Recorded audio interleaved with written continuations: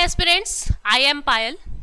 तो आज के सेशन में हमें क्या करना है, क्लासिफिकेशन ऑफ बजट। इकोनॉमी का पूरा सीरीज चल रहा है। इससे पहले हमने फिस्कल पॉलिसी को शुरू कर दिया था। जिसने नहीं देखा प्रीवियस वीडियो देखें कि फिस्कल पॉलिसी क्या होती है, कैसे इकोनॉमी को इंपैक्ट करती है, वो सब चीजें मैंने पिछली वीडियो में समझाया है।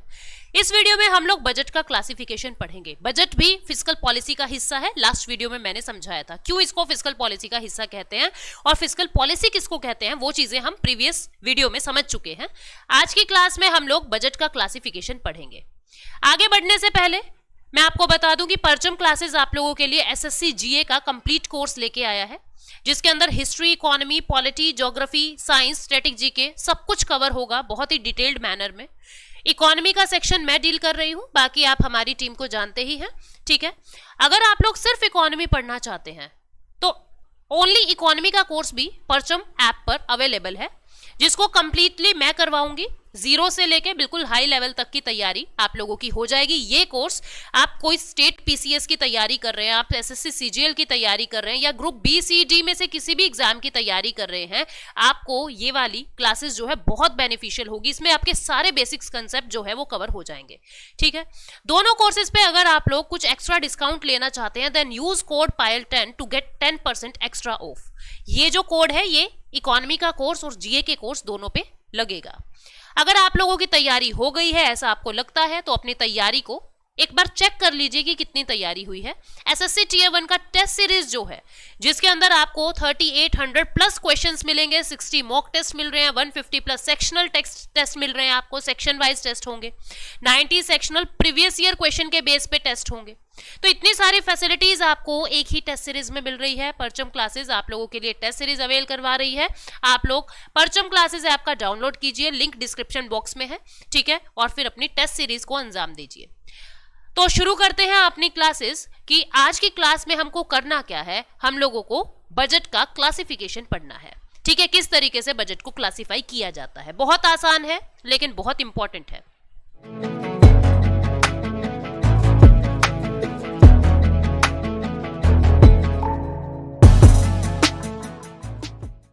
एक एक करके सारी बातें समझते हैं। देखिए, जो ये बजट वर्ड है, पहले इसको समझो, ये बजट वर्ड आया कहां से, फिर आपको इसका मतलब समझ आएगा। जो ये बजट वर्ड है, बजट शब्द जो है, ये फ्रेंच भाषा के अंदर एक वर्ड होता है जिसको कहते हैं बोगेट। फ्रेंच वर्ड है एक जिसको कहते हैं बोगेट, और इस बोगेट शब्द का मतलब होता है चमड़े का थैला, यानी बैग ऑफ लेदर। क्या होता है? Bag of leather. अब जब हमारे फाइनेंस मिनिस्टर प्रेसिडेंट की परमिशन से बजट को सुनाने आते हैं, बजट को रिप्रेजेंट करने आते हैं पार्लियामेंट में, तो हमेशा ही वो एक सूटकेस हाथ में लेके आते हैं। वो सूटकेस लेदर का होता था, तो बैग ऑफ लेदर से बोगेट शब्द निकला, और बोगेट को थोड़ा सा हमने बदल दिया और नाम दे दिया बजट, ठीक है। नाम क्या दे दिया हमने? बजट। लेकिन निर्मला सीतारमण जी कहने लगी, बोली मैं तो इस सूटकेस में नहीं लेके जाऊंगी बजट को, मैं तो एक रेड कलर के कपड़े में सारे कागज लपेट के जाऊंगी। तो उन्होंने इसको क्या नाम दे दिया? उन्होंने बजट को नाम दे दिया बही खाता। किसने दिया? निर्मला सीतारमण जी ने इसको बही खाता कहा जाने लगा। क्यों कहने लगी वो बही खाता? क्योंकि अब वो बैग ऑफ लेदर ही नहीं ला रही है, तो बजट शब्द का कुछ रेलेवेंस ही नहीं रह जाता है, ठीक है। तो उन्होंने उसको बही खाता कह दिया। फिर 2020 के अंदर क्या हुआ? कोविड आ गया। 2020 का जो बजट आता है वो अपना पहला डिजिटल बजट बन गया, वो हमना अपना फर्स्ट डिजिटल बजट बन गया। मतलब क्या कहा गया कि हम टैबलेट से, टैब से ही, ये अपना पहला डिजिटल बजट था 2020 का, ठीक है, कि मैं टैब से ही बजट को सुना दूंगी, पीडीएफ से पढ़ पढ़ के उन्होंने अपना पूरा बजट सुनाया। यानी फर्स्ट डिजिटल बजट जो है वो भारत का 2020 में आया, क्योंकि 2019 में कोरोना आया था, और 2020 का जो बजट है वो फर्स्ट डिजिटल बजट की तरह माना जाने लगा। तो ये तो इसके नाम की बात थी, ठीक है। मैं इसकी हिस्ट्री में नहीं जा रही हूं, किसने पहला पेश किया, किसने दूसरा बजट पेश किया, किसने मैक्सिमम बजट पेश किए, किसको ब्लैक बजट कहते हैं, किसको ड्रीम बजट कहते हैं, मैं इन बातों में नहीं जा रही हूं, क्योंकि वो आपको किसी भी बुक में मिल जाएगा, किसी भी बुक में मिल जाएगा वो आपको। मैं आपको आपका कंसेप्चुअल पार्ट स्ट्रॉन्ग करवाना चाह रही हूं, ठीक है, ताकि जो चीजें आपको कहीं और ना मिले, आपको वो मदद यहां से हो जाए, ठीक है। तो हम बढ़ते हैं कि ये बजट शब्द कहां पे यूज हो रहा है और इसका मतलब क्या है, समझो। देखो, पूरे कॉन्स्टिट्यूशन में बजट वर्ड का यूज ही नहीं किया हुआ। इसकी जगह लिखा क्या हुआ है? आर्टिकल 112 में इसकी जगह लिखा हुआ है एनुअल फाइनेंशियल स्टेटमेंट। क्या लिखा हुआ है? Annual financial statement. इसके अंदर ना तो भारत के संविधान में ऐसा कहा हुआ कि किस दिन बजट पेश करें, फरवरी के फर्स्ट वीक को करे, लास्ट वीक को करे, फर्स्ट डे को करे, लास्ट डे को करे, कब करे, कुछ नहीं बताया हुआ। लेकिन इतनी सी बात लिखी हुई है कि हर साल यानी एनुअल आपको फाइनेंस की स्टेटमेंट देनी पड़ेगी। फाइनेंस की स्टेटमेंट का मतलब क्या है? आपका कितना तो कमाई हुई है, कितना आपने अर्न किया है, आपकी अर्निंग कितनी है, और कितना आपने एक्सपेंडिचर किया है, कितना आपने स्पेंडिंग किया है। आपको ये सारी बातें बतानी पड़ेगी। इसको ही फाइनेंशियल स्टेटमेंट कहते हैं। जैसे हम घर में करते हैं ना, घर में क्या करती हैं जो हाउसवाइफ होती हैं स्पेशली, वो क्या करती है, उन्होंने एक रजिस्टर बना लिया। रजिस्टर बना के एक तरफ अपनी सारी इनकम जोड़ लिया आपने, भाई मैंने इतना रुपया यहां से कमाया, इतना रुपया यहां से, इतना रुपया यहां से, टोटल मेरे 500 रुपए कमाए गए, मैंने 500 रुपए अर्न किए हैं। अब इस कमाई के हिसाब से आप अपना एक्सपेंडिचर देख रहे हो। अच्छा, इतना मुझे बिजली का बिल भरना है, इतना मुझे इंटरनेट का देना है, ठीक है, इतना मुझे राशन लाना है, मतलब आपने देखा कि 400 रुपए का मेरा खर्चा हो गया। ये जो आप बताते हो ना कि मैंने इतना रुपया कमाया, इतना रुपया खर्चा, इसी को ही फाइनेंशियल स्टेटमेंट कहते हैं। जैसे घर में हम अपना एक बजट बनाते हैं, भाई जैसे मैंने कहा कि मैं तो मंथली 5000 रुपए कमा रही हूँ। अब मैं मंथली 5000 रुपए कमा रही हूँ तो मैं सोचूंगी ना कि मैं घर में एसी लगाऊं या मुझे कूलर में ही काम चलाना है। समझ रहे हो इस बात को कि मुझे इंडिया गेट बासमती राइस खाना है या मुझे लोकल चावल खाना है। It depends on my earning. मैं अर्न कितना कर रही हूं, मैं कमाई कितना कर रही हूं, उसी हिसाब से मैं मेरा एक्सपेंडिचर करूंगी। ऐसे ही भारत सरकार क्या करती है, कितनी कमाई हो रही है, कितना खर्चा हो रहा है, ये एक फाइनेंशियल स्टेटमेंट तैयार होती है कि कौन सी मिनिस्ट्री कितना खर्च कर रही है, कितना उसने मांगा था, कितना हमने दिया है। इन सब लेखे जोखे को ही हम फाइनेंशियल स्टेटमेंट कहते हैं, जो आर्टिकल 112 में इंडियन कॉन्स्टिट्यूशन में दी हुई है। जबकि ये बजट टर्म का यूज फाइनेंशियल मतलब हमारे इंडियन कॉन्स्टिट्यूशन में यूज नहीं किया हुआ। ठीक है, अब घर में तो हमने सिंपल सा ऐसे 2 कॉलम बना लिए, एक तरफ इनकम, एक तरफ एक्सपेंडिचर। लेकिन देश में क्या होता है, देश में ये कॉलम कैसे बनते हैं उसको देखिए। भारत के देश में जो अपना बजट है वो कैसे डिफरेंशिएट या मैं कहूं कैसे क्लासिफाई किया जाता है। देखो, बजट का एक हिस्सा मैंने बता दिया रिसिप्ट। रिसिप्ट का मतलब कमाई, आप कह सकते हो प्राप्तियां, कमाई, इसको हिंदी में क्या कहते हैं, प्राप्ति। ठीक है, कि कमाई कितनी हो रही है, रिसिप्ट आप रिसीव कितना कर रहे हो। और एक तरफ होता है एक्सपेंडिचर, कि आप खर्चा कितना कर रहे हो। एक्सपेंडिचर यानी आपने खर्च कितना किया। ठीक है, आपने खर्च कितना किया। अब जो कमाई है वो हमने 2 भागों में बांट दी। कैसे? एक को मैंने कह दिया रेवेन्यू कमाई, राजस्व प्राप्ति, यानी कि रेवेन्यू रिसिप्ट। ठीक है, रेवेन्यू रिसिप्ट, जिसको क्या कहा जाता है, हिंदी वाले स्टूडेंट्स क्या कहेंगे, राजस्व प्राप्ति। ठीक है, और एक को क्या कहा जाता है, एक को कहा जाता है कैपिटल रिसिप्ट। कैपिटल रिसिप्ट, इसको क्या कहते हैं, इसको कहते हैं पूंजी प्राप्ति। क्या कहते हैं इसको, इसको कहते हैं पूंजी प्राप्ति। ठीक है, ऐसे ही जो एक्सपेंडिचर होता है उसको 2 तरीके से मैंने क्लासिफाई कर दिया। एक को कह दिया रेवेन्यू एक्सपेंडिचर और एक को कह दिया मैंने कैपिटल एक्सपेंडिचर। ये बिल्कुल उसी तरीके से है राजस्व खर्च और पूंजी खर्च। ठीक है, तो मैंने अपनी कमाई को और अपने एक्सपेंडिचर को इस तरीके से डिफरेंशिएट कर दिया। अब जो हमारा रेवेन्यू रिसिप्ट है वो फिर से 2 तरीके से टूट जाता है। एक को कहते हैं टैक्स रेवेन्यू रिसिप्ट, एक को कहते हैं नॉन टैक्स रेवेन्यू रिसिप्ट। जो ये टैक्स रेवेन्यू रिसिप्ट है ये तो मैं आपको अलग से बताऊंगी, क्योंकि बहुत सारे टैक्सेस हैं, कौन से टैक्सेस कहाँ काम आते हैं, किसको क्या कहते हैं, वो अलग से समझेंगे। मैं आपको बाकी पूरा पोर्शन समझा दूंगी। टैक्स वाला जो भाग है, इंडिया का टैक्सेशन सिस्टम, वो अपना नेक्स्ट सेशन के अंदर हम समझेंगे। ठीक है, तो इस तरीके से अच्छा फिर टैक्स को भी हम क्लासिफाई कर सकते हैं आगे जाके, डायरेक्ट टैक्स और इनडायरेक्ट टैक्स, डायरेक्ट टैक्स और इनडायरेक्ट टैक्स, ये सारी चीजें हम टैक्सेशन वाले सेक्शन में अलग से करेंगे। मेजर इस तरीके से बजट को क्लासिफाई किया जाता है। अब हमें यह समझना है कि किसको कहते हैं रेवेन्यू, किसको कहते हैं कैपिटल, क्या होता है रिसिप्ट, क्या होता है एक्सपेंडिचर, इन सब बातों को अब हमें समझना है डिटेल में। ठीक है, तो सबसे पहले मैं एक एक करके आपको बताती हूं कि जो ये रेवेन्यू रिसिप्ट है इसका मतलब क्या होता है। जब भी आप शब्द को समझो रेवेन्यू, जब भी आप कहीं पे शब्द देखो रेवेन्यू, उसका मतलब क्या होगा, रेवेन्यू शब्द का मतलब होगा, मतलब कि शॉर्ट टर्म। क्या मतलब होगा, शॉर्ट टर्म। ठीक है, शॉर्ट टर्म यानी कि कोई काम जल्दी जल्दी हो रहा है। जैसे अभी मेरी कमाई हुई थी, 1 घंटे बाद फिर कमाई हो गई, फिर 2 घंटे बाद फिर कमाई हो गई। फॉर एग्जाम्पल चालान कटना, ठीक है, मैं स्कूटी चला रही थी, मैंने हेलमेट नहीं लगाया, हेलमेट नहीं लगाया तो मेरा चालान कट गया, सरकार की कमाई हो गई। ऐसे ही फिर आप आए पीछे से, आपने सीट बेल्ट नहीं लगा रखी थी अपनी गाड़ी में, आपका भी चालान कट गया। न जाने कितने लोगों के रोज के चालान कट रहे हैं और हर मिनट में कितने चालान कट रहे हैं, कोई अंदाजा नहीं है। मतलब जल्दी जल्दी कमाई हो रही है, शॉर्ट टर्म में कमाई हो रही है। हमने क्या कह दिया? रेवेन्यू, रेवेन्यू रिसिप्ट, ठीक है।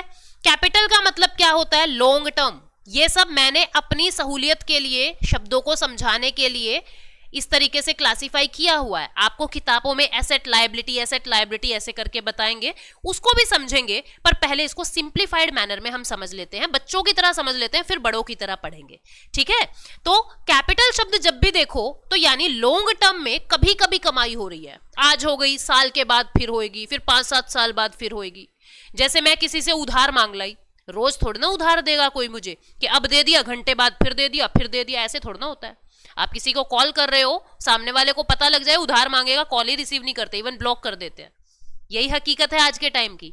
तो जो कैपिटल रिसिप्ट है, ये जैसे उधार कभी कभी मिलती है लॉन्ग टर्म में, ठीक है, तो ये लॉन्ग टर्म में होती है ये वाली कमाई। ऐसे ही यहां फिर से शब्द आ गया रेवेन्यू। रेवेन्यू का मतलब ये ऐसा खर्चा होता है जो जल्दी से खत्म हो जाता है, पैसा जल्दी से, यानी शॉर्ट टर्म में ही सारा खर्चा हो जाएगा। और जो कैपिटल होता है वो लॉन्ग टर्म में आपको फायदा देगा, लॉन्ग टर्म में आपको फायदा देगा, ठीक है। रेवेन्यू वाला आपको कोई ज्यादा फायदा नहीं दे रहा है, पैसा आया और चला गया, एकदम से खर्चा हो गया, ठीक है। लेकिन कैपिटल एक्सपेंडिचर जो है वो आपको लंबे समय तक फायदा देता जाएगा, आपका ऐसा खर्चा होगा जो आपको लंबे समय तक फायदा, प्रॉफिट देता जाएगा, ठीक है। तो हमने इसके शब्दों को समझ लिया है। अब आगे बढ़ते हैं, एक एक पार्ट उठाते हैं। सबसे पहले तो हम एक बार स्लाइड्स की तरफ देख लें कि हम सही पढ़ रहे हैं नहीं। देखो जी, बजट के 2 हिस्से बताए, एक तरफ कमाई, एक तरफ खर्चा, ठीक है। फिर मैंने क्या कहा? रिसिप्ट जो है वो 2 तरीके की, रेवेन्यू रिसिप्ट और कैपिटल रिसिप्ट। रेवेन्यू को मैंने क्या बताया? जो शॉर्ट टर्म में होती है, जो कमाई शॉर्ट टर्म में होती है। कैपिटल जो लॉन्ग टर्म में कभी कभी हो रही है, ऐसा समझेंगे। अब हम इतनी बातें जान चुके हैं, अब आपको बाकी देखना भी नहीं है कुछ, नहीं तो परेशान हो गई ये क्या लिखा हुआ है। अभी समझो। अब मैं आपको पहले बता रही हूं रेवेन्यू रिसिप्ट के बारे में, रेवेन्यू रिसिप्ट के बारे में बता रही हूं, ठीक है। रेवेन्यू रिसिप्ट क्या होता है समझो, राजस्व प्राप्ति। मैंने रेवेन्यू शब्द को क्या बताया? इसकी 3 पहचान है। आपको कोई भी कमाई दे दी और आपसे ये पूछ लिया कि पता करो ये रेवेन्यू है या नहीं है, आप कैसे पता करेंगे? आपको कुछ भी कमाई का सोर्स दे दिया कि देखो भाई किसी ने ना इनकम टैक्स जमा कराया, आप बताओ ये रेवेन्यू कमाई है या कैपिटल कमाई है, आपको कैसे पता लगेगा ये कौन सी कमाई है? उसको पहचानने की कला सीखते हैं। देखो, रेवेन्यू रिसिप्ट जो है उसकी 3 पहचान है। पहली पहचान, जल्दी जल्दी होगी, शॉर्ट टर्म में ये कमाई होगी, ठीक है, शॉर्ट टर्म में ये कमाई होगी। दूसरी पहचान, ये सरकार को नुकसान नहीं करेगी, ये सरकार को नुकसान नहीं करेगी, मतलब इसके कमाने की वजह से कोई भी लॉस नहीं होगा, ठीक है। तीसरा, जितना पैसा आ गया वो वापस नहीं देना, जितनी कमाई हो गई वो वापस नहीं देनी। एग्जाम्पल के लिए हमने चालान का एग्जाम्पल समझा था, मैं आपको वही बता रही हूं कि मान लीजिए मेरा चालान कट गया है, ठीक है, मेरा चालान कट गया है, मैंने हेलमेट नहीं लगाया था और जिसकी वजह से मेरा चालान कट गया है। क्या चालान सिर्फ एक दिन में मेरा ही कटा है, फिर अगले साल किसी का कटेगा? ऐसा है क्या? ऐसा तो नहीं है, न जाने कितने चालान कट रहे होंगे, यानी ये शॉर्ट टर्म की कमाई है। क्या मेरा चालान कटने से गवर्नमेंट को कोई लॉस है क्या? कुछ भी नहीं है, उनको तो मजे हो गए, कमाई हो गई उनकी। तो मतलब मेरे नुकसान है, सरकार का कोई नुकसान नहीं है, ठीक है, सरकार का कोई नुकसान नहीं है।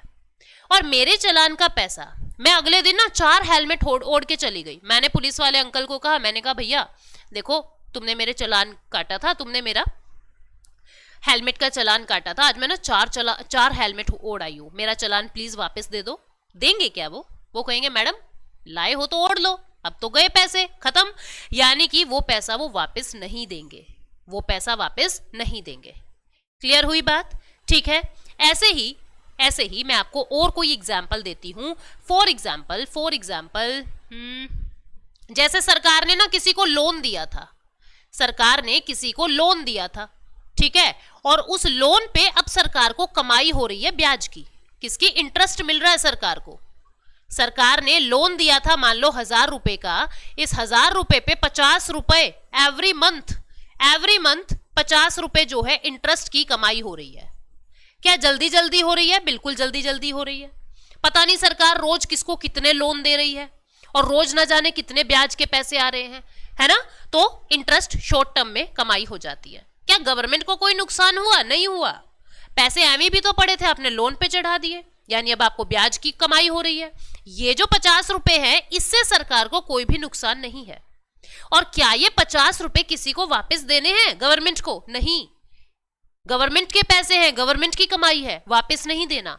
तो यानी जो हम इंटरेस्ट की कमाई करते हैं, जो हम ब्याज की कमाई करते हैं, वो भी किसका हिस्सा है? जो आपने ब्याज की कमाई की है वो भी किसका हिस्सा है? वो भी आपके रेवेन्यू रिसिप्ट का हिस्सा है। तो रेवेन्यू रिसिप्ट में आपको 3 ही चीज देखनी है। एक तो वो शॉर्ट टर्म में हो, नुकसान सरकार का ना हो, और जो पैसा आया है वो वापस नहीं देना। ठीक है, ये तो हो गई बच्चों वाली बात। अब हम बड़े लोगों की तरह पढ़ते हैं कि किताबों में कैसे लिखा होगा। किताबों में कैसे लिखा होगा, बड़ों की तरह पढ़ते हैं, सीनियर की तरह पढ़ते हैं। अब उसको समझना। देखो, मैंने कहा सरकार को नुकसान नहीं होगा, सरकार को नुकसान नहीं होगा। 2 चीजें होती है स्टूडेंट, एक होता है एसेट। एसेट क्या होता है? पूंजी। भाई सरकार के पास पूंजी कितनी है, सरकार के पास एसेट कितना है, मतलब सरकार की प्रॉपर्टी कितनी है, सरकार के पास गोल्ड कितना रखा है। एसेट कोई भी वो चीज होती है जो आपको फायदा देती है। जैसे मेरी प्रॉपर्टी मेरा एसेट है, मेरी विद्या, मेरा ज्ञान, मेरी विद्या, मेरी किताबें मेरा एसेट है, मेरी पूंजी है जिंदगी की। मेरा फर्नीचर मेरा एसेट है। समझ गए? ठीक है। और दूसरा शब्द होता है लायबिलिटी। लायबिलिटी क्या होता है? कर्जा। लायबिलिटी क्या होता है? कर्ज। कर्ज को लायबिलिटी कहते हैं। ठीक है, अभी हम अगर देसी भाषा में समझे तो एसेट और लायबिलिटी के ये मतलब है। एसेट कोई भी आपकी पूंजी, जो लैपटॉप में आप देख रहे हो मुझे, वो आपका एसेट है। जिस मोबाइल में आप मुझे सुन रहे हो वो आपका एसेट है। जो हेडफोन लगा के आप मुझे सुन रहे हो वो आपका एसेट है। जो ईयरफोन लगा के आप सुन रहे हो वो आपका एसेट है।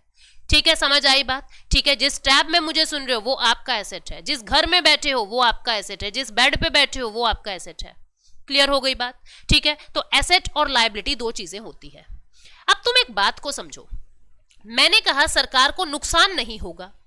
नुकसान नहीं होगा इसका मतलब मैंने अपनी कोई प्रॉपर्टी नहीं बेची, मैंने लैपटॉप बेच के पैसा नहीं कमाया, मैंने मेरा ईयरफोन बेच के पैसा नहीं कमाया, मैंने मेरा घर बेच के पैसा नहीं कमाया। यानी इसका मतलब क्या हुआ? नुकसान नहीं हो रहा, इसका मतलब no decrease in asset. No decrease in asset मतलब मैंने कुछ बेच के नहीं कमाया है। ठीक है, मेरा एसेट डिक्रीज नहीं हुआ इस कमाई से। समझना मेरी बात को। वापस नहीं देना इसका मतलब क्या हुआ? अगर मैंने किसी से उधार लिया होता, इसका मतलब मैंने किसी को वापस देना है। अगर मैं लिख देती कि सरकार को वापस देना है, इसका मतलब तो गवर्नमेंट ने किसी से उधार लिया है तभी तो वापस देना है। लायबिलिटी ली है किसी से, यानी कर्जा लिया है किसी से, तभी तो वापस देना है। लेकिन यहां मैंने क्या लिखा है? वापस नहीं देना मतलब हमने किसी से उधार नहीं लिया है, मतलब no increase in liability. No increase in liability. ना तो इस कमाई से मेरा खर्चा बढ़ा है, कर्जा बढ़ा है, ना तो इस कमाई से मेरा कर्जा बढ़ा, मेरा कर्ज नहीं बढ़ा, और ना ही मेरा एसेट डिक्रीज हुआ। ठीक है, तो रेवेन्यू रिसिप्ट की क्या पहचान हो गई? Neither decrease in asset, neither decrease in asset, neither decrease in asset, NOR increase in liability, NOR increase in liability. ना तो मेरा कर्जा बढ़ा इस कमाई से क्योंकि मुझे वापस नहीं देना, ठीक है, और ना ही मेरा एसेट कम हुआ क्योंकि मैं कह रही हूं मुझे नुकसान नहीं होगा। ठीक है, क्लियर हुई बात? ये रेवेन्यू रिसिप्ट की बातें आपको किताब में ऐसे लिख के मिलेगा, बुक्स में आपको ऐसे मिलेगा, और ये मैंने आपको अलग से बता दिए हैं 3 वर्ड्स जिसको आपको पहचान करना है। बच्चों की तरह पहचान ऐसे होगी, बड़ों की तरह पहचान वैसे होगी। ये रेवेन्यू रिसिप्ट होता है। क्लियर हुई? अब क्या क्या चीजें रेवेन्यू रिसिप्ट में आती हैं, अब हमें वो बातें जाननी है। क्या क्या चीजें रेवेन्यू रिसिप्ट में आती हैं वो चीजें देखते हैं। ठीक है, चलो एक एक करके सारी बातें समझते हैं कि रेवेन्यू रिसिप्ट में आएगा क्या क्या। देखो, रेवेन्यू रिसिप्ट में पहली चीज आ गई तो आपके चालान आ गए, यानी आपके ऊपर कोई दंड लग रहा है, कोई पेनल्टी लग रही है आपके ऊपर। ठीक है, आपके ऊपर कोई फीस लगा दी है, आपके ऊपर कोई फाइन लगा दिया है, ये सब चीज क्या है, ये आपके रेवेन्यू रिसिप्ट का पहला भाग हो गया। दूसरा, मान लीजिए सरकार को कहीं से डिविडेंड की कमाई हुई है, सरकार को कहीं से डिविडेंड यानी लाभांश की कमाई हुई है, हिंदी में क्या कहते हैं इसको, लाभांश, ठीक है, डिविडेंड की कमाई हुई है अगर गवर्नमेंट को कहीं से। तीसरा मैंने क्या कह दिया, थर्ड वन, सरकार को इंटरेस्ट की कमाई हो रही है, सरकार ब्याज पे पैसा कमा रही है, इंटरेस्ट की कमाई हो रही है, इंटरेस्ट रिसीव्ड, ठीक, इंटरेस्ट रिसीव्ड, ठीक है, ये भी इसका हिस्सा हो गया। फोर्थ वन, इंटरेस्ट रिसीव्ड के बाद फोर्थ वन इज सरकार किसी को ग्रांट दे रही है। अभी समझेंगे सब क्या है, grant given to other, grant given to other, नहीं ये तो खर्चा हो गया ना, grant received from other, grant received from other, grant received from other, ये आ गया फोर्थ नंबर पे, ठीक है। फिफ्थ नंबर पे क्या हो गया, profit of public sector undertaking, PSU, profit of PSU, profit of public sector undertaking. Sixth number पे क्या आ गया, एस्चीट प्रॉपर्टी, सिक्स्थ नंबर पे क्या आ गया, एस्चीट प्रॉपर्टी। अब एक एक करके ये सब शब्द समझते हैं कि ये सब, इन सब मतलब क्या है इनका, ये सब आपके रेवेन्यू रिसिप्ट का हिस्सा है, ठीक है। तीनों चीजों को मैं प्रूव करके बताऊंगी हर एक केस में। आप चालान पेनल्टी तो समझ चुके हैं, उसके बाद मैं आपको सेकंड टर्म बता रही हूं, what is the meaning of dividend. Dividend किसको कहते हैं इसको समझो, ठीक है। पहले समझो कि लाभांश यानी डिविडेंड किसको कहते हैं। मान लो ये एक लाइब्रेरी है, ये क्या है, ये एक लाइब्रेरी है। इस लाइब्रेरी को तीन दोस्तों ने मिलके ओपन किया, ए, बी और सी, तीन दोस्तों ने मिलके इस लाइब्रेरी को ओपन किया। ए ने लगाया, मान लीजिए टोटल 100 रुपए में ये लाइब्रेरी जो है वो शुरू हुई है, शुरू में 100 रुपए लागत लगानी पड़ी इस लाइब्रेरी के लिए। ए ने लगाया 50 रुपया, बी ने लगाया 30 रुपए और सी ने लगाए 20 रुपए, ठीक है। अब एक महीने के बाद, एक महीना हो चुका, एक महीने के बाद ये ऐसा देख रहे थे कि हमें प्रॉफिट कितना हो रहा है इस लाइब्रेरी से। इन्होंने अपने बिजली के बिल, मेंटेनेंस कॉस्ट सब कुछ काट के इनको पता लगा कि हमको प्रॉफिट हो रहा है, हमको प्रॉफिट हो रहा है 10 रुपीज। हमको प्रॉफिट कितना हुआ, नेट प्रॉफिट हमको हुआ 10 रुपीज। उस 10 रुपीज में से ए को कितना मिलेगा, ए को मिलेगा 5 रुपए, बी को कितना मिलेगा 3 रुपए और सी को कितना मिलेगा 2 रुपए। टोटल प्रॉफिट कितना 10 रुपए। लाभांश मिल गया इनको, यानी लाभ का अंश मिल गया, डिविडेंड मतलब कि कुछ डिवाइड हो के मिल गया, ठीक है। लाभ का अंश मिल गया, अंश मतलब हिस्सा, पार्ट, शेयर, ठीक है। टोटल लाभ था 10 रुपया, जितना इन्होंने इन्वेस्टमेंट किया उस हिसाब से इनको उसका हिस्सा मिल गया, इसको कहते हैं डिविडेंड। ऐसे ही मान लीजिए इंडियन गवर्नमेंट ने कहीं पे शेयर लगाए हुए हैं, 20% शेयर किसी कंपनी के खरीदे हुए हैं, किसी कंपनी के 40% शेयर खरीदे हुए हैं, किसी कंपनी के 50% शेयर खरीदे हुए हैं। बात समझ रहे हो, यानी जिस कंपनी के जितने शेयर खरीदे हुए हैं उनको प्रॉफिट का उतना ही हिस्सा मिल जाएगा, इसको कहते हैं डिविडेंड। यानी शेयरों से जो कमाई भारत सरकार कर रही है उसको हम कह रहे हैं डिविडेंड। अब तुम ऐसा सोचो, गवर्नमेंट ने किसी एक कंपनी में तो पैसा लगाया नहीं हुआ, उसको रोज कहीं ना कहीं से कमाई हो रही है, यानी शॉर्ट टर्म की कमाई है, ठीक है। दूसरा, जो डिविडेंड का पैसा आया है गवर्नमेंट ने किसी से उधार नहीं लिया, वापस नहीं देना उसे, ठीक है। तीसरा, गवर्नमेंट का क्या लॉस है, अगर डिविडेंड आ रहा है तो गवर्नमेंट का क्या लॉस है, कुछ भी लॉस नहीं है, बल्कि बढ़िया कमाई हो रही है, यानी कोई लॉस भी नहीं हो रहा। यानी ना तो आपने इसमें किसी से कर्जा लिया ये डिविडेंड कमाने के लिए, मतलब हमारी लायबिलिटी इंक्रीज नहीं हुई, और ना ही मैंने कुछ बेचना पड़ा, मुझे कुछ नहीं बेचना पड़ा, ठीक है। यानी मेरा एसेट भी डिक्रीज नहीं हुआ, मेरा एसेट भी डिक्रीज नहीं हुआ, मेरी लायबिलिटी भी इंक्रीज नहीं हुई, इसको कहते हैं डिविडेंड। आई होप आप लोग समझ गए हैं कि डिविडेंड क्या है, ठीक है। आप लोग समझ चुके होंगे कि डिविडेंड क्या है, ठीक है। शॉर्ट टर्म में रोज किसी ना किसी कंपनी के शेयर्स बढ़ रहे हैं, नुकसान कुछ है नहीं और वापस कुछ देना नहीं, यानी ना तो मेरा एसेट डिक्रीज हुआ, मैंने कुछ बेच के नहीं कमाया है, और ना ही मैंने कर्जा लेके कमाया है, ठीक है। ये होता है डिविडेंड। उसके बाद third one is interest received. Third one is interest received. मान लीजिए भारत सरकार ने जापान को 500 रुपए उधार दे दिए, इंडिया ने जापान को 500 रुपए उधार दे दिए, ठीक है, कि ले भाई तू भी क्या याद रखेगा, मजे कर, 500 रुपए हम तुझे लोन देते हैं। अब इस 500 रुपए पे इंडिया को 1 रुपया एवरी मंथ मिल रहा है, शॉर्ट टर्म में है नहीं है, है। गवर्नमेंट को इस 1 रुपए का कुछ नुकसान हुआ का? I am not talking about 500 rupees, मैं इस 1 रुपए की बात कर रही हूं। मैंने यहाँ पे प्रिंसिपल नहीं लिखा, मैंने यहाँ पे इंटरेस्ट लिखा है। मतलब जो इंटरेस्ट गवर्नमेंट को मिल रहा है, क्या इस इंटरेस्ट पे से 1 रुपए पे नुकसान हो रहा है? क्या नहीं हो रहा। वापिस देना है क्या ये 1 रुपया किसी को? नहीं देना। ना तो मैंने ये कुछ बेच के कमाया, 1 रुपया कुछ बेच के नहीं कमाया मैंने मेरा एसेट कम नहीं किया, और ना ही मैंने कर्जा लिया किसी से। ठीक है, तो 1 रुपया यानी कि जितनी भी इंटरेस्ट की कमाई हो रही है वो भी आपके रेवेन्यू रिसिप्ट का हिस्सा है। ठीक है, उसके बाद grant received from other. Students, grant क्या होता है? ग्रांट एक ऐसा समझो, आपको कोई एड दे रहा है, आपको कोई मदद दे रहा है, ठीक है, रिस्पेक्टेड दान दे रहा है, ऐसे समझो। भाई जैसे मान लो भारत बहुत अच्छा काम कर रहा है, सोलर अलायंस बना रहा है, इंटरनेशनल सोलर अलायंस में, यानी सोलर पैनल लगाने में इंडिया बहुत अच्छा काम कर रहा है। वर्ल्ड बैंक हमसे खुश हो गया। वर्ल्ड बैंक ने क्या कहा? $500 बिलियन मेरी तरफ से। उन्होंने हमको उधार नहीं दिया है, लोन नहीं दिया, कर्जा नहीं दिया, उन्होंने हमें मदद दी है, उन्होंने अपना सहयोग दिया है हमें। ठीक है, जो वो वापस नहीं लेंगे, ना तो हमें ग्रांट पे इंटरेस्ट वापस करना होता, ना ही हमें प्रिंसिपल अमाउंट वापस करना होता, कुछ वापस नहीं करना, ये आपको एज अ गिफ्ट मिला है। ठीक है, प्रॉफिट ऑफ पीएसयू। ये पीएसयू क्या होता है उसको समझो।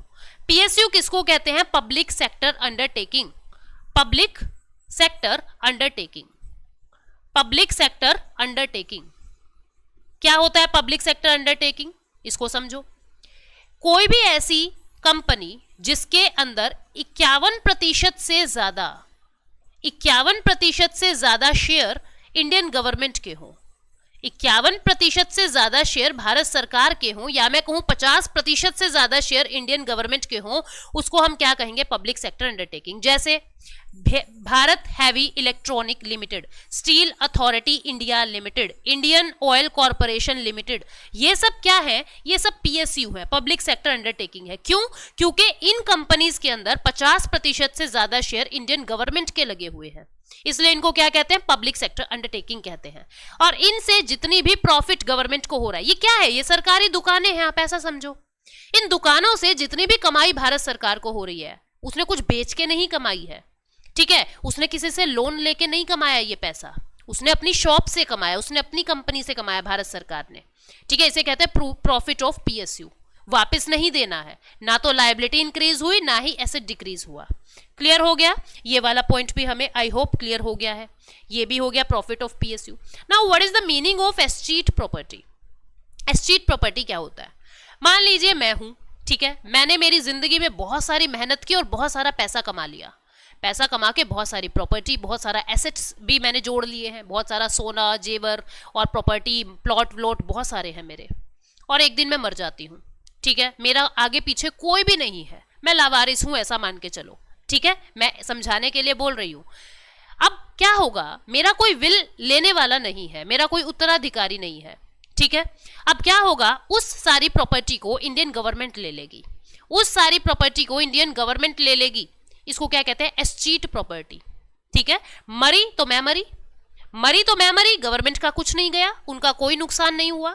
और न जाने रोज कितनी प्रॉपर्टीज ऐसे मिलती होंगी, शॉर्ट टर्म में कमाई हो रही है, वापस देना नहीं, जो पैसा चला गया गवर्नमेंट के पास वापस वो देंगे नहीं। ठीक है, क्या इससे सरकार को एसेट में नुकसान हुआ? नहीं, एसेट तो इंक्रीज हो गया उनका। क्या इससे सरकार को किसी से कर्जा लेना पड़ा? नहीं, उनकी लायबिलिटी भी इंक्रीज नहीं हुई। बात समझ आई? तो ये सब के सब किस में आएंगे? ये सब रेवेन्यू रिसिप्ट में आएंगे। क्लियर हो गया? Now let us move to capital receipt. हम एक बार स्लाइड्स की तरफ देख लेते हैं। देखो जी, स्लाइड ने यही बताया है, पेनल्टी है, फाइन है, चालान है, वो इसमें आ जाएंगे। पब्लिक सेक्टर अंडरटेकिंग का प्रॉफिट है, इंटरेस्ट जो रिसीव्ड कर रहे हो, ग्रांट जो रिसीव किया है, गिफ्ट जैसे वर्ल्ड बैंक ने दे दिया था, डिविडेंड का पैसा, एस्टीट प्रॉपर्टी, ये सब किस में आएंगी? ये सब नॉन टैक्स रेवेन्यू रिसिप्ट में आएंगी। नॉन टैक्स रेवेन्यू क्यों? क्योंकि इनमें से कोई भी रूप टैक्स का नहीं है, टैक्स का नहीं है। टैक्स वाला हम नेक्स्ट सेशन में करेंगे। टैक्स भी रेवेन्यू रिसिप्ट में आता है, क्योंकि टैक्स से भी हम टैक्स दे रहे हैं, सरकार का कोई नुकसान नहीं है। और पता नहीं दिन में 10 बार जूते खरीदे हैं तो 10 बार आपने टैक्स दिया है, 10 बार जीएसटी दिया है। आपने 2 चॉकलेट्स खरीदी हैं तो 2 बार जीएसटी दिया। पता नहीं दिन में कितना जीएसटी जो है सरकार के पास जा रहा है। यानी टैक्स जो है वो शॉर्ट टर्म में मिल रहा है, गवर्नमेंट को कोई नुकसान नहीं है और जो टैक्स का चला गया वापस वो देंगे नहीं। यानी कहने का मतलब क्या है, ये भी रेवेन्यू रिसिप्ट में आएगा पर इस टैक्स का क्लासिफिकेशन नेक्स्ट सेशन में होगा। ठीक है, तो इसमें हमने क्या पढ़ा, ना तो एसेट डिक्रीज हो रहा है ना ही लायबिलिटी इंक्रीज हो रही है। आई होप आपको इतना सेक्शन समझ आ गया है। ठीक, अब हम इस सेक्शन पे बढ़ते हैं, what is the meaning of capital receipt. इसको एक एग्जांपल से करते हैं। ठीक है, देखो कैपिटल रिसिप्ट की पहचान क्या है वो समझो, पूंजी प्राप्ति की पहचान क्या है। कैपिटल रिसिप्ट, इसकी एक पहचान तो ये है, कैपिटल शब्द आ गया तो ये कभी कभी होगा, लॉन्ग टर्म में ये कमाई होगी, लॉन्ग टर्म में कमाई होगी, एकदम से नहीं होगी, लॉन्ग टर्म में कमाई होगी, कभी कभी होगी। ठीक है, दूसरा सरकार को नुकसान होगा, इस कमाई से सरकार को कुछ ना कुछ खोना पड़ेगा, नुकसान होगा, और सरकार के पास जो आया वो उसे वापस भी देना पड़ेगा, वापस भी देना पड़ेगा। आपको यहीं से ही कुछ चीजें क्लियर हो गई होगी। मैंने कहा नुकसान होगा, इसका मतलब सरकार को कुछ बेचना पड़ेगा, है ना, यानी डिक्रीज इन एसेट। या तो इससे डिक्रीज इन एसेट होगा या मैंने कहा वापस देना पड़ेगा, यानी आप कुछ उधार ले रहे हो वही तो वापस दोगे, या इंक्रीज इन लायबिलिटी हो गई, यानी आपने कर्जा लिया है इससे इंक्रीज इन लायबिलिटी हो गई। ये दो पहचान, या मैं कहूं ये तीन देसी पहचान जो है वो कैपिटल रिसिप्ट की है। क्लियर हो गई बात। इंडियन तरीके से पढ़ा करो, चीजों को भड़क बनाओगे तो वो बहुत मुश्किल लगेंगी। रिलैक्स होके पढ़ो, किताबें ही तो है, हम भी पढ़ लेंगे, मैंने भी तो सीखी है ये चीज, आप भी सीख सकते हो, कोई भी सीख सकता है। तो आप बस उसको पोलाइट वे में पढ़ो, उसको बहुत कॉम्प्लेक्स करके पढ़ोगे तो मुश्किल लगेगा, आसान करके पढ़ो। ठीक है, चलो ये हमने तीन पहचान पढ़ ली है। अब मैं आपको एक एग्जाम्पल देती हूँ। मान लो ये एक लड़का था, इस लड़के की उम्र हो गई है मान लो 26 ईयर्स। अब 26 ईयर्स का बच्चा है तो भाई बच्चा क्या कहूँ मैं, अब ये लड़का बड़ा हो गया है। पेरेंट्स भी ऐसे उम्मीद करने लगते हैं अपने भारत के अंदर कि बच्चा बड़ा हो रहा है, कुछ कमा के लाए, कुछ नौकरी वोकरी लगे, कब तक इसको फोकट में खिलाएं। एक दिन बच्चा खाना खा रहा है, खाना खाते हुए पापा उसको देख रहे हैं। ये सुबह उठता है, बेड पे पड़ा रहता है और अपना बस कुछ नहीं, अपना पिंग पोंग खेल रहा है मोबाइल के अंदर, व्हाट्सएप चला लिया, स्काइप चैट चला लिया, इंस्टा चला लिया, फेसबुक, बस ऐसे ही बकवास करता रहता पूरे दिन। एक दिन पापा को गुस्सा आ गया कि भाई तुम कुछ कमाते नहीं हो, फोकट की हमारी रोटी खा रहे हो, कुछ तो कमाओ, कुछ तो करो जिंदगी के लिए। बच्चे को गुस्सा आ गया, दुख हो रहा है इसको कि आज मेरे पापा ने मेरी रोटी गिनवा दी मुझे, इसको दुख हो रहा है। दुख हो रहा है तो ये बोला आज तो मैं कमा के ही लाऊंगा। कमाए कहाँ से, ये अपने एक फ्रेंड के पास गया, ये अपने एक फ्रेंड के पास गया और फ्रेंड को बोला यार तू ना मुझे 5 लाख रुपए उधार दे दे, 5 लाख रुपए उधार दे दे। ठीक है, इसके पास ये 5 लाख रुपए आ गए, इसके पास ये 5 लाख रुपए आ गए। ठीक है, मैं ये 5 लाख रुपए इसको दे देती हूँ, ये लीजिए, ये 5 लाख रुपए इसके पास आ गए। दोस्त क्या बोला, मैं तो ब्याज लूंगा, पैसे तो ले ले, मैं तो ब्याज लूंगा। बोले चल ठीक है यार, तू इंटरेस्ट ले लियो, लेकिन ये 5 लाख तो दे। इसको 5 लाख मिल गए। ये 5 लाख लेके ये अपने पापा के पास गया, पापा 5 लाख रुपए मैंने कमाए हैं। पापा खुश, बेटा खुश, घर में शांति, मजे आ गए। अब तुम एक बात को समझो, क्या रोज कोई उधार दे देगा क्या? कोई नहीं देगा। ये फ्रेंड भी इसको ब्लॉक कर देगा, रोज कोई उधार नहीं देगा, यानी कभी कभी मिलती है ये कमाई। इसमें इस बच्चे का, इस 26 ईयर के लड़के का नुकसान हुआ क्या? बिल्कुल हुआ। 5 लाख के 5.5 करके देने पड़ेंगे, ब्याज देना पड़ेगा, नुकसान हुआ। वापस भी देना है क्या? बिल्कुल 5 लाख रुपए भी वापस देने हैं। क्या ये पैसा लेने से इसके ऊपर कर्जा बढ़ा? बिल्कुल बढ़ा, लायबिलिटी इंक्रीज हो गई। ये देखो लायबिलिटी इंक्रीज हो गई। ठीक है, ठीक है जी, घर में कुछ समय के लिए शांति हो गई। अब 5-7 दिन के बाद पापा फिर बोलने लगे बेटा 5 लाख तो खत्म हो गए, अब तुम फिर कुछ नहीं कमा रहे हो, कुछ तो कमा के लाओ। अब इसके बिल्कुल ईगो बिल्कुल हर्ट हो गई इसकी, और इसने क्या किया, इसने अपना मकान ही बेच दिया।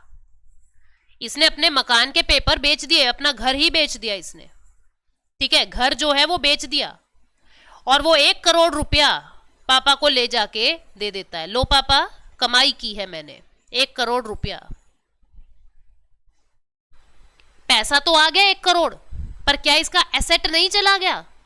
चला गया ना, इसको नुकसान हुआ ना, बिल्कुल इसको नुकसान हुआ।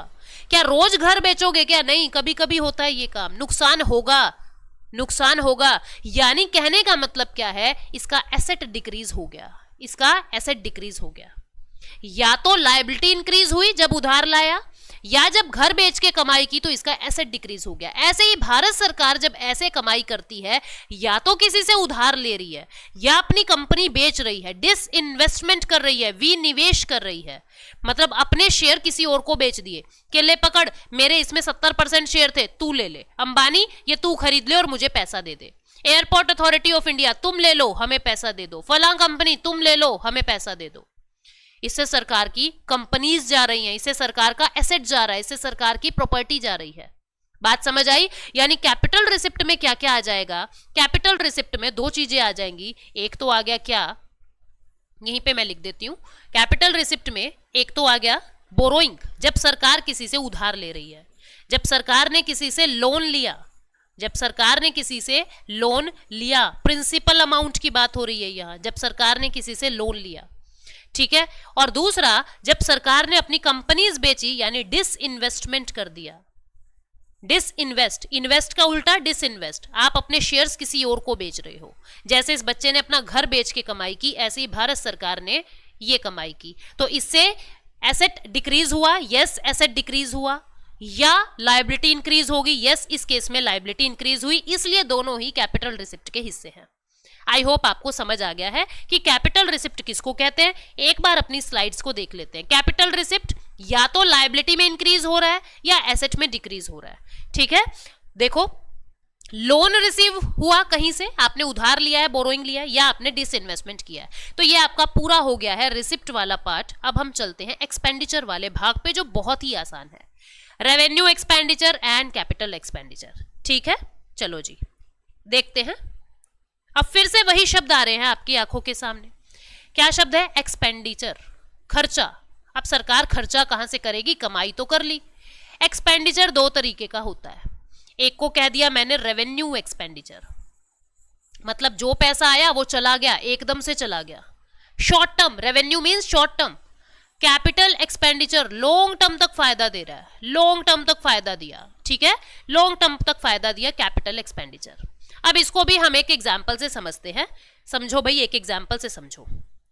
ये दो लड़के थे, एक लड़का ये है मोनू, ठीक है, एक लड़का है जिसका नाम है सोनू, ठीक। एक लड़का सोनू, इसके चश्मा वश्मा लगा हुआ है, बढ़िया ऐसे बिंदास बंदा है ये, चश्मा चुश्मा, इसका नाम है सोनू, ठीक है। इन दोनों का विवाह है, इन दोनों की शादी है। शादी में ससुर जी से दोनों को ही 1-1 करोड़ रुपए मिल रहे हैं। दहेज नहीं, गिफ्ट मिल रहा है। भाई ठीक है, हमारे घर का हिस्सा बन रहे हो, आप लोग 1-1 करोड़ रुपए ले लें। दोनों को 1-1 करोड़ रुपया मिल गया। समझाने के लिए बता रही हूं, कहीं यहाँ पे कहो मैडम तो दहेज को प्रमोट कर रही है, मैं बिल्कुल खिलाफ हूं इन चीजों के, ठीक है। मान लीजिए गिफ्ट मिला है इनको, ठीक, 1-1 करोड़ रुपया गिफ्ट मिला है। अब जो ये सोनू था ना, ये था स्मार्ट बंदा, दिमाग से स्मार्ट है, और जो मोनू है ये है पागल सा बंदा, ठीक है, पागल सा है। अब हुआ क्या, चलो समझते हैं। इस मोनू ने क्या किया, जिस दिन शादी है 7 स्टार होटल में शादी बुक कर दिया, डेस्टिनेशन वेडिंग कर ली, बड़े बड़े पकवान, सब कुछ बढ़िया, दुल्हन सच के आ रही है 2.5-3 लाख के लहंगे में। 1 करोड़ रुपया जितना मिला था सब एक ही रात में खत्म, डेस्टिनेशन वेडिंग कर ली, ठीक है, एक ही रात में सारा पैसा खत्म, खर्च दिया एक ही रात में, सब खत्म। अब रिलेटिव को तो अगले दिन यही कहना है ये अच्छा नहीं था, वो अच्छा नहीं था, है ना, सबके रिलेटिव एक जैसे होते हैं।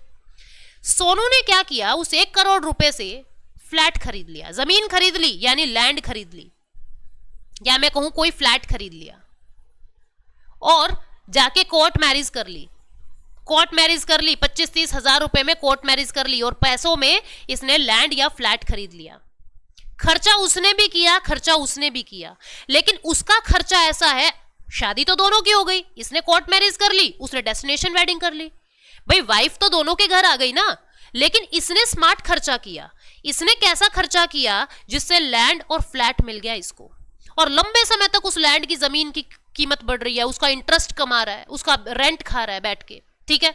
लेकिन इसने क्या किया, एक ही रात में सारे पैसे को आग लगा दी। खर्चा तो दोनों ने किया ना, लेकिन इसका खर्चा ऐसा है जो लॉन्ग टर्म में कोई प्रॉफिट नहीं दे रहा, लॉन्ग टर्म तक कोई प्रॉफिट नहीं दे रहा, कोई प्रॉफिट नहीं हुआ इसको, ठीक है, लेकिन इसको प्रॉफिट हो रहा है, इसको प्रॉफिट हो रहा है। इसको मैं क्या कहूंगी, इसने कैसा खर्चा किया, इसने किया कैपिटल एक्सपेंडिचर, इसने किया कैपिटल एक्सपेंडिचर, लॉन्ग टर्म में फायदा, इसने किया रेवेन्यू एक्सपेंडिचर। ठीक है, इसने क्या किया, इसने किया रेवेन्यू एक्सपेंडिचर। आपको बात समझ आई? ऐसे ही भारत सरकार जब कैपिटल एक्सपेंडिचर कर रही है, मतलब बड़े बड़े मॉल बनवा दिए, बड़ी बड़ी कंपनीज बनवा दी जिसमें बच्चों को नौकरी मिल रही है, नौकरी से देश का जीडीपी बढ़ रहा है। ठीक है, सरकार ने सड़कें बनवा दी जिससे फिर टोल मिल रहा है, सरकार ने बहुत सारी यूनिवर्सिटीज बना दी जिससे फीस मिल रही है, हॉस्पिटल बना दिए जिससे फीस मिल रही है। जब सरकार इस तरीके का काम करती है, इस तरीके से खर्चा करती है, उसको कहते हैं कैपिटल खर्चा, लंबे समय तक फायदा मिल रहा है। सरकार ने पेंशन बांट दी, पेंशन, भाई मेरी दादी को 2200 की जगह तुम 5000 पेंशन दे भी दोगे तो क्या हो जाएगा? सरकार ने सब्सिडी दे दी सिलेंडरों पे, 3 रुपए की भारी छूट दे दी सरकार ने, है क्या हो जाएगा उस चीज से? कुछ होगा क्या? बस वोट बैंक पॉलिटिक्स है, वोट बैंक पॉलिटिक्स है। मतलब जो ऐसा खर्चा सरकार कर रही है, पेंशन का, सब्सिडी का, ये वाला खर्चा जो है वो रेवेन्यू एक्सपेंडिचर में आएगा, क्योंकि लॉन्ग टर्म में कोई फायदा उनको नहीं हो रहा, यहां लॉन्ग टर्म में उनको फायदा हो रहा है। क्लियर हुई बात? ठीक है, तो हम पहचान देख लेते हैं इनकी क्या क्या आएगी। यहां पे आ जाओ, रेवेन्यू एक्सपेंडिचर की पहचान क्या है। यहां पे अब देखो, खर्चा करेंगे, मैंने क्या कहा, ये ऐसा है जो जल्दी जल्दी होगा, ये खर्चा कैसा है जो जल्दी होगा। ठीक है, एक ही रात में सारा पैसा उड़ा दिया था। फिर दूसरा, इससे फायदा होगा, फायदा होगा। खर्चा हम फायदा करने के लिए ही तो करते हैं, फायदा नहीं होगा, फायदा नहीं होगा। ठीक है, समझते हैं इकोनॉमिक्स की बुक में क्या लिखा होगा। ऐसा लिखा होगा कि इस फायदे से, इस वाले एक्सपेंडिचर से नाइदर इंक्रीज इन एसेट, आपका कोई एसेट नहीं बढ़ा, आपने एक ही रात में डेस्टिनेशन वेडिंग कर दी, आपका कोई एसेट नहीं बढ़ा। Neither increase in asset NOR decrease in liability, ना ही आपने ये पैसा अपना लोन चुकाने में यूज किया। नो डिक्रीज इन लायबिलिटी, ना तो इससे एसेट इंक्रीज हो रहा, ना ही इससे मेरी लायबिलिटी कम हो रही। और कैपिटल एक्सपेंडिचर कैसा है, कभी कभी लॉन्ग टर्म में आपको फायदा होगा, लॉन्ग टर्म में फायदा देके जाएगा। ठीक है, दूसरा, इससे मैंने क्या किया, फ्लैट खरीदा, लैंड खरीदी, यानी मेरा एसेट क्रिएट होगा। Either increase in asset, either increase in asset, या मैं ये पैसा अपना लोन चुकाने में यूज कर दूंगी ताकि मुझे फायदा हो, यानी और डिक्रीज इन लायबिलिटी, और डिक्रीज इन लायबिलिटी। क्लियर हो गई बात? ठीक है, ये कैपिटल एक्सपेंडिचर का हिस्सा है, मतलब ये ऐसा है जिसमें फायदा होगा। ठीक है, जिसमें फायदा होगा। ठीक है, तो ये रेवेन्यू एक्सपेंडिचर। अब देख लेते हैं रेवेन्यू एक्सपेंडिचर में आता क्या क्या है। रेवेन्यू एक्सपेंडिचर में क्या क्या ऐसी चीजें आएंगी। ठीक है, हमें क्या करना है, जल्दी जल्दी, और फायदा नहीं होगा, फायदा यानी प्रॉफिट नहीं होगा इससे सरकार को, ये ऐसा खर्चा है जिससे प्रॉफिट नहीं होगा, नहीं होगा। ठीक है, जैसे एग्जाम्पल समझते हैं। पहला, सरकार ने पेंशन बांट दी, ठीक है, सरकार ने सब्सिडीज दे दी, अपने लोगों को सरकार ने सब्सिडी दे दी, छूट दे दी, सिलेंडर पे सब्सिडी दे दी, किसी और पे दे दी। ठीक है, तीसरा, सरकार ने किसी को ग्रांट दे दिया है, grant given to other, grant given to other, जैसे हमको वर्ल्ड बैंक ने दिया था, हमने किसी और को दे दिया है पैसा, ग्रांट गिवन टू अदर, वो भी इसके अंदर आएगा। क्लियर हो रही है बातें? ये चीजें आपकी रेवेन्यू एक्सपेंडिचर में आएंगी। ठीक है, या इंटरेस्ट पेमेंट, इंटरेस्ट पेमेंट, आपको किसी वजह से लोन लेना पड़ा था, एक एक शब्द समझता है। पेंशन और सब्सिडी आप समझ रहे हो। देखो, पेंशन हर महीने देनी है, मैंने क्या कहा, जो रेवेन्यू होगा वो जल्दी का मतलब होता है, जल्दी जल्दी, हर महीने पेंशन देनी है, आज विधवा पेंशन, आज विकलांग पेंशन, आज बेरोजगारी भत्ते, आज ये देना है, आज वो देना है, इतनी सारी पेंशन बांटनी है। सब्सिडी, आज मैंने सिलेंडर मंगवाया, मेरे सिलेंडर पे सब्सिडी, कल तुमने मंगवाया, तुम्हारे सिलेंडर पे सब्सिडी, जल्दी जल्दी हो रहा है। ग्रांट गिवन टू अदर, आज हरियाणा को ग्रांट दिया है, कल केरल को दिया है, परसों राजस्थान को दिया है। ठीक है, interest payment, interest payment, interest payment से क्या होगा समझो। इंडिया ने मजबूरी में, इंडिया के पास पैसा नहीं था, उसने चाइना से लोन लिया था, चाइना से लोन लिया था 2000 रुपए, ठीक है, लोन लिया था। अब इस लोन पे 2 रुपए हर महीने हमको धक्के के, फालतू के हमको इंटरेस्ट देना पड़ रहा है। ठीक है, तो जिस 2 रुपए के ऊपर हमें कोई फायदा नहीं हो रहा, इस 2 रुपए के ऊपर हमें कोई फायदा नहीं हुआ, बेवजह का हमारा नुकसान हो रहा है। क्लियर हो रही है बात? यानी ये ऐसा है जिससे फायदा नहीं होगा। क्या इन चारों चीजों से आपका एसेट इंक्रीज हुआ? नहीं हुआ। क्या आपकी लायबिलिटी डिक्रीज हुई? नहीं हुई। तो ये रेवेन्यू एक्सपेंडिचर में आएगा। याद करो डेस्टिनेशन वेडिंग, ठीक है। उसके बाद कैपिटल एक्सपेंडिचर, क्या किया था? कोर्ट मैरिज कर ली थी और लैंड खरीद ली, कैपिटल एक्सपेंडिचर। इसमें क्या होगा? गवर्नमेंट को फायदा होगा, ठीक है। जैसे मैंने पहला लिख दिया loan given to other, loan given to other, दूसरे को आपने लोन दे दिया, लोन गिवन टू अदर, फायदा क्या होगा? आपको इंटरेस्ट की कमाई मिलेगी। दूसरा एसेट क्रिएशन, एसेट क्रिएशन, आपने कुछ एसेट क्रिएट किया है, आपने कुछ इंफ्रास्ट्रक्चर बनाया है, इंफ्रास्ट्रक्चर बनाया है आपने कुछ, जिससे देश में रोजगार हुए, एम्प्लॉयमेंट जनरेट हुआ, ठीक है, जिससे देश के अंदर बहुत सारा फायदा हो रहा है। एसेट क्रिएशन, आपने कोई यूनिवर्सिटी बना दी, हॉस्पिटल बना दिया, ठीक है, आपने यूनिवर्सिटी बना दी, आपने स्कूल बना दिया, आपने सड़कें बना दी, आपने ब्रिज बना दिया, ये सब किस में आएगा? ये सब कैपिटल एक्सपेंडिचर का हिस्सा है, क्योंकि लॉन्ग टर्म में फायदा होगा। क्या इससे एसेट इंक्रीज हुआ? यस, एसेट इंक्रीज हुआ, एसेट इंक्रीज हुआ, ठीक है। या इससे लायबिलिटी डिक्रीज हुई? यस, लोन दे रहे हैं हम किसी को, ठीक है, यानी लायबिलिटी जो है वो डिक्रीज हो रही है, ठीक है। तो ये आपका पूरा बजट का क्लासिफिकेशन मैंने आपको बता दिया है। यहां पे आप देख सकते हो, neither increase in asset no reduce in liability in revenue expenditure destination wedding को याद कर लो, ठीक है। यहां पे एसेट इंक्रीज हो रहा है, लैंड खरीदी थी, ठीक है, court marriage, reduce in liability, liability जो है वो रिड्यूस हो गया। लोन गिवन टू अदर या एसेट क्रिएशन, ये कैपिटल एक्सपेंडिचर का हिस्सा है। एक बार सारा रिवाइज कर लेते हैं। रिसिप्ट में रेवेन्यू रिसिप्ट और कैपिटल रिसिप्ट, ठीक है। रेवेन्यू रिसिप्ट क्या था? जिसमें सरकार को नुकसान नहीं होगा, पैसा वापस नहीं देना, यानी लायबिलिटी इंक्रीज नहीं हुई, एसेट डिक्रीज नहीं हुआ, ठीक है। क्या आएगा वो हमने देख लिया। कैपिटल रिसिप्ट, ठीक है, दिल पे लग गई थी बात, ईगो हर्ट हो गई थी, उधार लाए थे दोस्त से, यानी लायबिलिटी इंक्रीज होगी, लायबिलिटी इंक्रीज होगी। फिर और गुस्सा आ गया था, घर बेच आए थे, यानी एसेट रिड्यूस होगा, ठीक है। अच्छा जी, आगे एक्सपेंडिचर, एक्सपेंडिचर में यहां पे डेस्टिनेशन वेडिंग याद करो, यानी एसेट इंक्रीज नहीं हुआ, खर्चा तो करा, कुछ फायदा ही नहीं हुआ, एसेट इंक्रीज नहीं हुआ, लायबिलिटी भी रिड्यूस नहीं हुई, कुछ भी फायदा नहीं हुआ, ठीक है। इधर आ जाओ कैपिटल एक्सपेंडिचर, कोर्ट मैरिज कर ली थी और लैंड खरीद ली थी, यानी एसेट इंक्रीज हुआ और लायबिलिटी रिड्यूस हुआ, यहां फायदा हो रहा है गवर्नमेंट को, दिस इज एक्सपेंडिचर, यानी कौन सा एक्सपेंडिचर? Capital expenditure. क्लियर हो गई बात? ये बजट का क्लासिफिकेशन है जो इंपॉर्टेंट है। अब क्वेश्चंस को देख लेते हैं जल्दी से, अब आप क्वेश्चंस को बता देंगे। चलो जी, विच ऑफ द फॉलोइंग, अब याद रखना 4th नंबर का क्वेश्चन आपको बताना है, 3 मैं बताऊंगी, चौथा आपको बताना है। Which of the following is part of revenue budget, और बहुत बढ़िया बता रहे हो सब लोग, मैं पूरा देखती हूं कमेंट सेक्शन, कौन क्या बता रहा है, एक एक बच्चे का कमेंट मुझे पता होता है, कौन क्या बोल रहा है, कौन क्या बता रहा है। तो ये मत सोचना कि मैम तो देखते नहीं है, बिल्कुल देखती हूँ, लाइक भी करती हूँ आप लोगों को, जिन्होंने भी सही कमेंट किया हुआ है, जिन्होंने भी सही आंसर दिया हुआ है, लाइक भी करती हूँ, ठीक है। तो जल्दी से देख लेते हैं, which of the following is part of revenue budget. Revenue budget, अब इसने ये नहीं कहा रेवेन्यू एक्सपेंडिचर या रेवेन्यू रिसिप्ट, ये कह रहा है रेवेन्यू बजट, यानी रेवेन्यू बजट में एक्सपेंडिचर भी आ जाएगा और रेवेन्यू रिसिप्ट भी आ जाएगी, ठीक है। जो भी रेवेन्यू एक्सपेंडिचर और रिसिप्ट का भाग है वो सब आ जाए। लोन गिवन टू स्टेट्स, आपने स्टेट्स को लोन दिया है, लोन दिया है आपने, ठीक है। अब तुम सोचो, आपने खर्चा किया है, लोन दिया है, लोन देने से आपको इंटरेस्ट की कमाई हो रही है, इंटरेस्ट की कमाई हो रही है लोन देने से। आप देखो, क्या सरकार को फायदा हो रहा है? खर्चा है, ये खर्चा है, ठीक है। क्या सरकार को फायदा हो रहा है? फायदा हो रहा है, फायदा हो रहा है, तो मतलब कैपिटल रिसिप्ट का हिस्सा है, कैपिटल रिसिप्ट का हिस्सा है।